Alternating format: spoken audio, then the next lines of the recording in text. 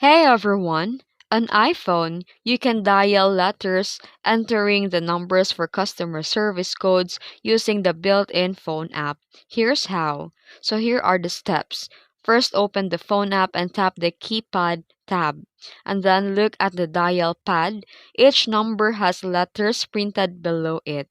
And the two means ABC, 3 DEF, 4 GHI, 5 JKL, 6 MNO, 7 PQRS, 8 TUV, 9 WXYZ.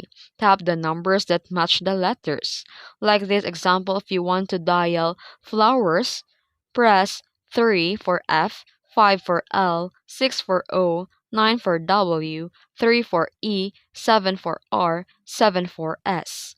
And once finished, tap the green call button to dial. So basically, just match letter to the number shown in the keypad. If you found this video helpful, don't forget to like and subscribe for more tutorials. Thanks for watching!